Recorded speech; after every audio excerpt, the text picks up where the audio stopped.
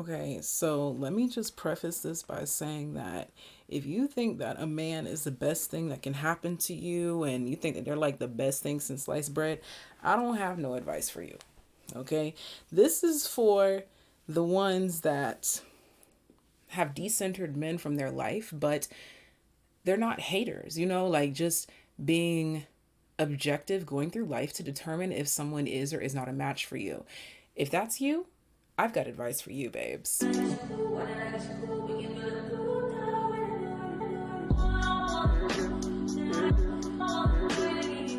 Today, I want to talk about how you can either recognize a manipulative person at the door, or this will at least help you to prevent creating toxic patterns in relationships from the pursuance phase in the very beginning when they express interest. Also, let me add that I no longer express interest in men. Even if I think that they're attractive, I'm not going to go out of my way to let them know. I used to be that person, but now I just see no point. If a man is going to come into my life and wreak havoc in it in whatever way that he does, it's going to be because he asked to come in and I said, okay, maybe. Not because I went to go get him, because then I got a bone to pick with me, if that's the case. So that's just how I feel on that. Now, I want to talk about the pursuance phase in the beginning when they express interest, okay? This is a really great way to know who you're dealing with and how they move for real. In the beginning, you do not want to reveal too much. You just want to sit back, listen, observe, and pay attention, and definitely pay attention to how they move and how their emotions fluctuate throughout this process, because that's how you can see who they are when their ego is being tested or maybe even a little bit bruised, okay? Because you're not chasing them. One thing about me, I don't play mind games. I absolutely refuse. But the moment that I recognize that a man is playing games, check and mate, babes. Let's go. So there's a point in the pursuance phase that I've noticed across the board. Different types of men, it doesn't matter what they do for work. It doesn't matter. There's a point in time where they feel like, or they realize that they care more about you than you care about them. This is when the egoic led man will pull back his energy. He'll go from giving you so many compliments to giving you this and giving you that to essentially ghosting you. Even if y'all see each other day to day at work, he'll just not do that anymore. Okay. And it is at this point where he is hoping that him making less effort will call for you to put in the effort to make up for the gap, to make up for the differences. This is them testing you to see if you really care about them. And like I said, the moment that I see a man playing mind games, it's check and mate, honey. Because like I said, I don't pursue men. You asked to come into my life. Therefore, you have to prove yourself to me. I don't have to prove anything to you. So let's just say that this is fairly new and this person has been giving you attention and like complimenting you and all of these things. But then all of a sudden that kind of slows down. Again, this is the point in time where they are trying to test you to see if you care about them, to see if you will pursue them.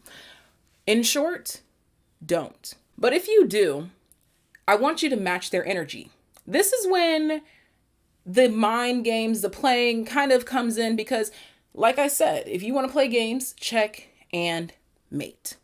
Again, this may seem a little petty, but it works. And he started the petty games. So like I said, I'm going to finish it. So if you notice that maybe he initiated talking to you 3 or 4 or 5 times, and then it just ceases, you can initiate speaking to this person 3, 4, or 5, maybe even 6 to 7 times, just to let them know like, hey, it's okay to talk to me. It's okay to approach me. It's okay that you were asking these questions. It's okay. Like, I'm cool with that. Okay. But after you've matched his energy with the effort, you need to then cease that effort and match his energy as he has stopped putting in effort, as he has stopped putting in energy. I don't care if that means that y'all went from having conversations every single day last week to now y'all don't speak today. Let that be that. Once you match his energy and you rest after you initiated or made effort a few times, you want to fall back, match his energy. Because at this point in time, if you begin to chase him, you're going to create a dynamic that I don't know about you, but I personally wouldn't want. If you were to begin to chase him after he initiated and started putting an effort towards you, but now you're taking over, this lets him know that it's okay to manipulate you with effort, time, and attention that he should be giving you anyways, because he's the one who asked to be in your life. So all in all, in order to avoid creating toxic dynamics with people, or even, I don't even want to say toxic, because some women don't mind being the pursuer. Some women don't mind being in the masculine energy and pursuing a man. Me personally, I'm done with that lifestyle. I hung up my masculine coat a long time ago when it comes to dating. So if you want to maintain your feminine energy in the dating world, do not chase him. Match his energy and then match his energy again. If he stops putting an effort, you do not put an effort beyond what he put in. And honestly, even that is up to you if you want to even put in any effort at all. Depending on the person, I would say, depending on how much they piqued your interest, that's where I would determine how much effort I put in. If I'm not interested at all, like if they barely piqued my interest, child, I'm gonna let that go immediately. I don't care. But if he's like interesting and like, okay, I'll play along a little bit. But after that, you have to know that the one that's made for you isn't going to create any sort of manipulative dynamic where they're like, yeah, let me show interest, pull away to see if they care. Honey, I'm gonna hurt your feelings every time because I don't care. I'm over here focused on what I gotta do with my life. Because again, my main focus in life is not a man. I don't think that a man is the best thing that can happen to me. I think that I'm the best thing that can happen to me. Taking control of my life and making my dreams come true. That's the best thing for me.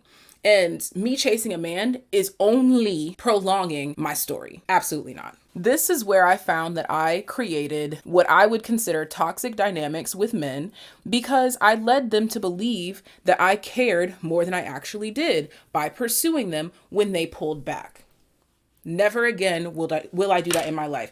I don't care if I think that he is the best thing since sliced bread. I'm going to leave that man right where he's at after I match his energy with a couple of hellos and a couple of questions. And after that, the conversation will cease to exist if he doesn't initiate effort. Because again, I am in my feminine energy from here on out, and I'm not dealing with that I want to be chased to energy. Point blank period, I'm just not dealing with it. And I know that I probably sound a little angry. Like people are like, oh, she's mad. She's butthurt. Baby, I promise you I'm not. I'm just an Aries and I come with a lot of fire, a lot of passion, and I do have some aggression, but baby, it's all for me. Okay? Edges laid. I very rarely wear makeup. And the makeup that I do wear, it's minimal. Y'all have seen it 101 times, but here's 102. Now, for those of you that would struggle with letting this person go because you're so interested, but you want to, and you're just like, okay, how do I let them go if I am interested in them? How do I not pursue? How do I not create that dynamic? Honestly, you just have to tell yourself that if this person was the one for you, you wouldn't have to have this inner dialogue, this inner turmoil going on right now. If this person was naturally a match for you, they would naturally do what it takes to keep you around without you having to come out of your feminine energy to pursue them in masculine energy. You just have to trust and have faith, honey. That's how I am the way that I am, because I know that the God that I serve knows me very, very, very, very, very, very well. The God that I serve knows what I like and what I dislike. The God that I serve knows what's best for me. And me coming out of my feminine element is not what is best for me. So if a man has you coming out of your feminine element to pursue him in any way, shape, or form, or has you in anxious energy, having you feeling chaotic, wondering what he's going to do next, that's a clear sign he's not the one for you. Period. I have developed this rule for myself where if I feel like I have to coach a man on how to date me or how to pursue me, he's not the one for me. Some people believe that, yeah, you can train someone to court you properly, and absolutely you can, but I don't want to train anybody. I'm not a dog trainer. I'm not a man trainer. That's not what I do. I don't have time for that. Period. If he doesn't naturally know what it takes to keep a real one around, then he's not a real one, because real recognize real. Any man that thinks that a woman should be chasing him is not a man that I want. And I had to stop feeling guilty about that. At one point in time, I was like, oh, well, that might mean I'm going to be alone forever. Being alone forever really doesn't sound that bad. I can get some bunnies, I can get some dogs, I can't have cats because I'm allergic, but I have beautiful friendships, relationships around me, people that love and care for me and cater to me without me having to chase behind them, because we are equally yoked. Whether it be a romantic connection or a platonic connection or a familial connection, you got to be equally yoked. And I already have those, thank God. So I'm not desperate. And even when I didn't have these things, or at least when I failed to see these equally yoked relationships around me, I would honestly rather be alone than to have to come out of my element to chase a man. And it just comes down to that, baby. It's simple as that. You have to decide who you want to be and do not compromise for anybody. You may be wondering how I came to this conclusion. And it's simply through my experience that I have realized that a man that cannot lay down his ego for me is not a man for me. Any man that thinks that a woman is supposed to lay down her ego for him is not a man for me.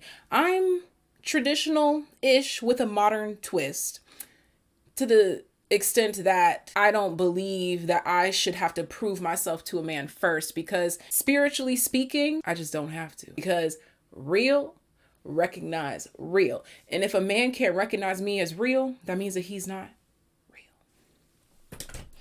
And what I mean by real is a real match for me. Someone that sees beyond the 3D, someone who sees me spiritually beyond the physical. Right now, I'm really not interested in putting any sort of makeup on my face, like not even concealer or blush or anything like that, because I can tell that I am in need of like a little face scrub. Like basically, you need to know your skin. And let's just say that right now, mine is threatening me that if I add anything like that, I will wake up regretting it tomorrow. In order to get to where I am, I had to stop being pleased by external validation. Like oh my gosh, this many people are texting me. Oh my gosh, roster. Oh my gosh, this. Oh my gosh, that. I had to remove myself from all of that and say, girl, what do you really want out of life? What would really make you the happiest? And that is betting on myself, because I'm the only one that I know cannot disappoint me. And that's not me being pessimistic. That's me being realistic. The truth is everyone's going to disappoint you. You just have to determine who is worth it. I think that that's words of Bob Marley. Big ups to the big homie. And with that, I'm out. Talk soon. Can't wait to see what you guys have to say in the comment section down below. Let me know. Give me your input. Even if you hate what I said, let me know. Let me know if you agree, disagree, if you're taking notes. Let me know. And I'll talk to you next time. Bye.